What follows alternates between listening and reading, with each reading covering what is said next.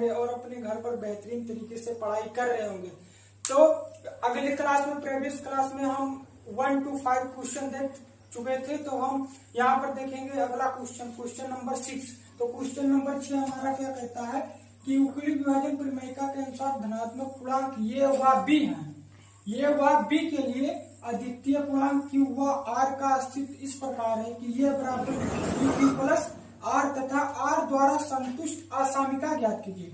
तो हम इससे पहले क्लास में पढ़ चुके हैं यूक्लिड विभाजन परिमेयिका क्या होता है। जैसे हम क्या पढ़े थे, ये बराबर बी क्यू प्लस आर। यहाँ पर ये हमारा क्या होता है, भाज्य होता है और बी भागफल होता है। सॉरी, क्यू बी जो हमारा होता है वो भाजक होता है और क्यू हमारा भागफल होता है, आर शेषफल होता है। तो वहां पर हम एक कंडीशन पढ़े थे कि जो आर की वैल्यू होती है वो 0 के या तो इक्वल होगी या 0 से बड़ी होगी और बी से छोटी होगी। जैसे हम कुछ एग्जाम्पल भी वहां पर देख रहे थे, जैसे यहाँ पर 2 से हम 10 को भाग दे दें तो यहाँ पर 2 पंचे 10 हो जाएगा। तो यहाँ पर शेषफल जो हमारा है वो 0 आ गया और भागफल यहाँ पर b की वैल्यू 5 है। तो यहाँ पर देख सकते हैं कि r की जो वैल्यू है वो b से छोटी है। तो यहाँ पर वही पूछ रहा है कि यूक्लिड विभाजन परिमेयिका के अनुसार धनात्मक पूर्णांक ये व b है। तो देखिए ये व b दो धनात्मक पूर्णांक है, मतलब फिर कह रहा है अद्वितीय पूर्णांक क्यू आर, मतलब क्यू हमारा भागफल आ रहा है, आर शेषफल आ रहा है, इस प्रकार का अस्तित्व है। तो ये बराबर बी क्यू प्लस आर। तो आर मतलब ये कह रहा है कि ये बराबर B Q plus R Euclid विभाजन परिमेयिका है। तो आर की क्या क्या संभव वैल्यू यहाँ पर हो सकती है। तो आर की यहाँ पर संभव वैल्यू क्या क्या हो सकती है। तो या तो आर की जो वैल्यू होगी या तो वो 0 के इक्वल होगी या तो बड़ी होगी 0 से और b से छोटी होगी। यही हमारा क्या होगा, आंसर होगा। यहाँ पर समझ सकते हैं कि यूक्लिड विभाजन परिमेयिका हम कंडीशन भी पढ़े थे कि जो आर की वैल्यू होती है वो 0 से या तो बड़ी होती है या तो 0 के इक्वल होती है और भागफल यानी b से छोटी होती है। यही हमारा आंसर हो जाएगा। अब हम देखते हैं अब अगला क्वेश्चन। अगला क्वेश्चन हमारा क्या है, क्वेश्चन नंबर 8 क्या कहता है, वो संख्या ज्ञात की जिसको 61 से विभाजित करने पर भागफल 27 था, शेषफल 32 आता है। तो यहाँ पर दिया क्या है, यहाँ पर हम सबसे पहले लिखेंगे दिया है।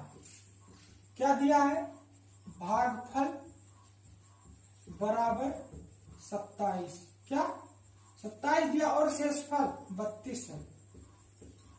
शेषफल हमारा क्या है 32 है। क्या और क्या कह रहा है, वो संख्या ज्ञात कीजिए जिसको 61 से विभाजित करने पर, मतलब यहाँ पर भाजक दिया हुआ है, भाजक कितना दिया है 61। तो हमें क्या ज्ञात करना है, भाज्य। यहां पर लिख सकते हैं ज्ञात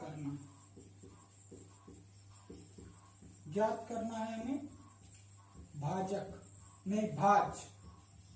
तो हम एक सूत्र पढ़े हैं, क्या पढ़े हैं सूत्र, भाज्य बराबर भाजक गुणे भागफल प्लस शेषफल।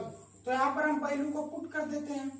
तो यहाँ पर भागफल कितना दिया है 27 दिया है और उसके बाद शेषफल कितना दिया है 32 दिया है भाजक। तो सबसे पहले भाजक को यहाँ पर लिखेंगे 61 इंटू यहाँ पर हमारा भागफल हो जाएगा 27 प्लस शेषफल हमारा हो जाएगा 32। तो इसको हम गुणा कर लेते हैं, यहाँ पर गुणा कर लेते हैं।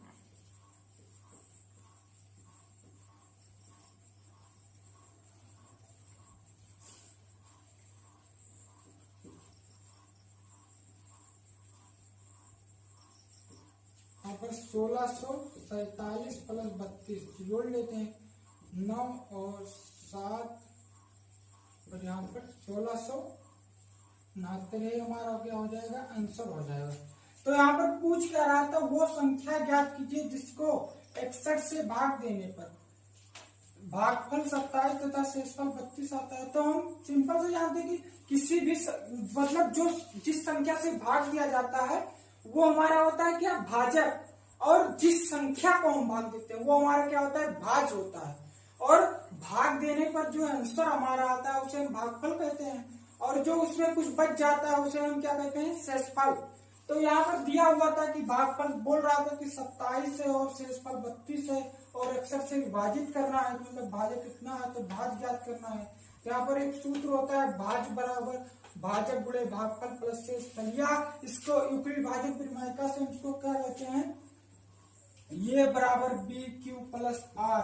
तो यहाँ पर ये हमें ज्ञात करना था, बी मतलब बी जो हमारा है वो भाजक है, तो यहाँ पर भाजक हमें दिया हुआ था 61 गुणे यहाँ पर जो हमारा भागफल है वो 27 दिया हुआ था प्लस जो शेषफल था वो यहाँ पर 32 दिया हुआ था। इसको हम गुणा करेंगे तो 1689 यहाँ पर आ जाएगा, तो ये हमारा आंसर हो जाएगा। आई होप ये क्वेश्चन नोट कर चुके होंगे। तो हम अगला क्वेश्चन देखते हैं, क्वेश्चन नंबर, अगला क्वेश्चन हमारा क्या है, क्वेश्चन नंबर 9। तो क्या कह रहा है हमारा क्वेश्चन की संख्या 1365 को किस संख्या से विभाजित किया जाए कि भागफल 31 का शेषफल 32 आए। तो यहाँ पर हम देखते हैं दिया क्या है। क्वेश्चन करने से पहले समझना चाहिए कि हमें क्या क्या दिया हुआ है, उसके बाद क्या क्या हमें निकालना है, उसी के हिसाब से सबसे पहले हम जान लेते हैं कि दिया क्या है, उसके बाद जो हमें ज्ञात करना है उसको हम जान लेते हैं, उसके बाद हम फार्मूला लगा देते हैं, वहां पर हम वैल्यू को पुट कर देते हैं और हमारा आंसर आ जाता है। तो यहाँ पर भागफल हमारा क्या दिया हुआ है 31 तथा शेषफल हमारा 32 दिया हुआ है। तो यहाँ पर हम लिख लेते हैं कि भागफल बराबर 31 और शेषफल बराबर 32 दिया हुआ है। और यहाँ पर कह रहा है कि संख्या 1365 को किस संख्या से विभाजित किया जाए कि भागफल 31 का शेषफल।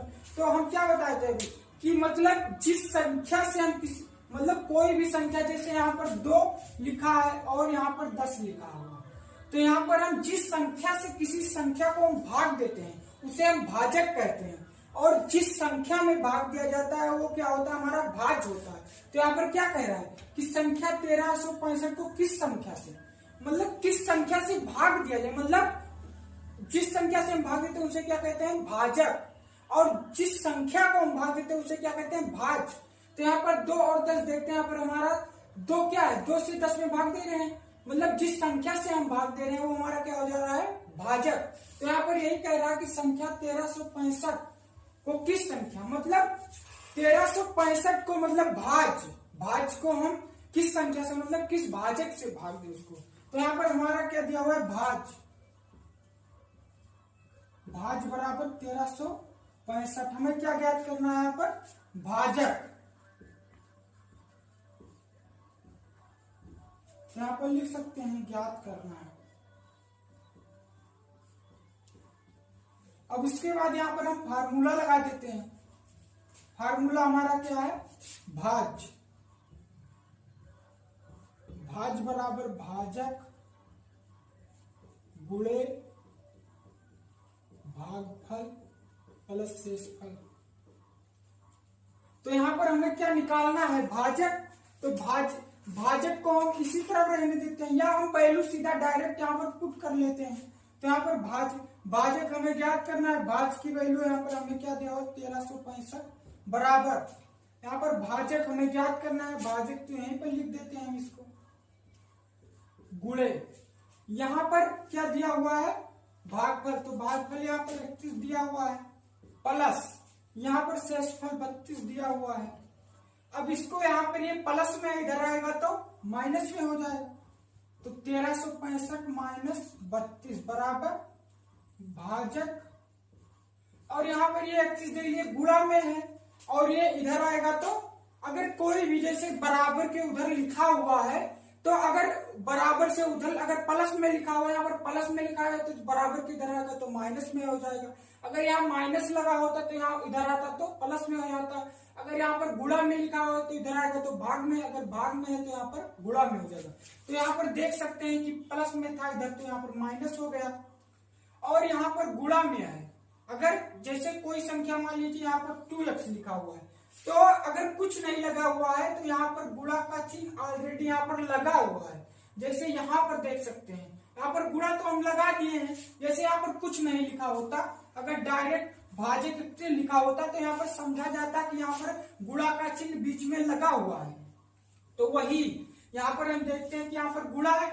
अब क्लास सेवंथ में पढ़े होंगे रेखिक समीकरण। तो वहां पर ऐसे दिया रहता था जो दो वेरिएबल या अगर एक पद है तो वहां पर एक पद रहता था एक्स या वाई, तो इधर लाते तो अगर बराबर से इधर या उधर ले जाते थे तो माइनस हो जाता था, प्लस हो जाता था, गुणा भाग करते थे उसमें। तो वही चीज यहाँ पर भी करना है। तो यहाँ पर ये गुणा में इधर आएगा तो भाग में हो जाएगा। तो यहाँ पर 1365, अगर 1365 में 32 घटाएं तो कितना हो जाएगा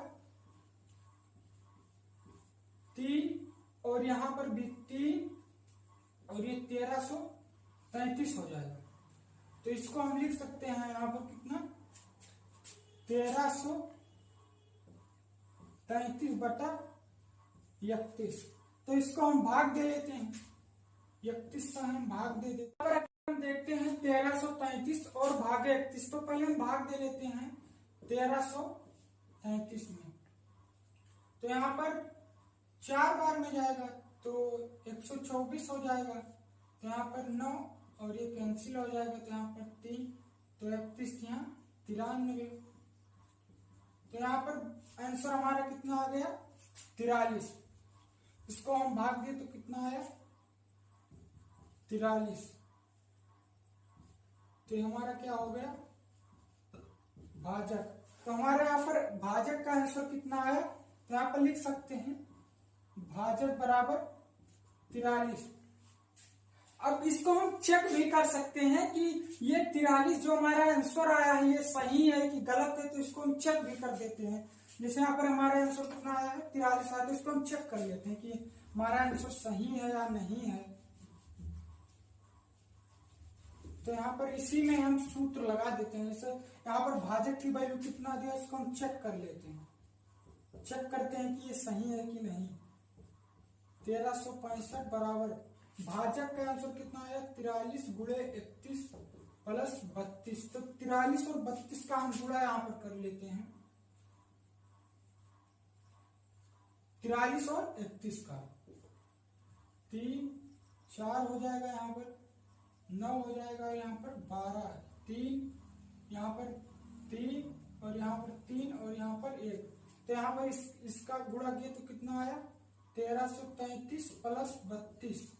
अब इसको हम जोड़ लेते हैं तो 3 2 5 और 3 और 3 6, तो 1365 और यहाँ पर भी 1365 है। तो यहाँ पर देख सकते हैं कि जो बराबर के इधर लिखा हुआ है वो भी 1365 है और बराबर के उधर भी लिखा है वो भी 1365 है। तो यहाँ पर हम देखें कि मतलब जो हमारा मतलब हम बिना उत्तर देखे ही बता सकते हैं कि ये जो आंसर आया हमारा वो सही है या गलत है। इसी मतलब फार्मूले में हम वैल्यू सारी रख दें। अगर LHS और RHS अगर हमारी बराबर आ जा रही है तो हमारा जो आंसर है वो सही माना जाएगा। अगर यहाँ पर मान लीजिए यहाँ पर हम वैल्यू रखते और गुणा करते तो ये अगर आंसर दोनों बराबर नहीं आता तो हमारा आंसर गलत रहता एक्चुअली। लेकिन यहाँ पर एक्चुअली में मतलब ये नहीं कहा है कि मतलब यहाँ पर जांच कीजिए, लेकिन यहाँ पर हम जांच कर लिए हैं कि जो आंसर है हमारा वो सही है या गलत है। जैसे आप अगर यहाँ पर भाजक का वैल्यू निकालते तो यहाँ पर देखते उत्तर माला उठाकर देखते कि यहाँ पर आंसर सही आया है कि गलत आया है, शंका में रहते। तो यहाँ पर जैसे अगर कोई भी उत्तर निकाले तो तुरंत यहाँ पर चेक भी कर सकते हैं कि यहाँ पर आंसर सही आया है कि गलत आया। तो यहाँ पर हमारा जो आंसर आया है वो कितना आया है 43। तो आई होप कि ये सब नोट कर चुके होंगे। तो यहाँ पर हम क्वेश्चन नंबर 9 तक देख चुके हैं। तो कल की वीडियो में हम अगला क्वेश्चन नंबर 10 और बहुत सारे क्वेश्चन को हम यहाँ पर देखेंगे। तो तब तक के लिए जय हिंद।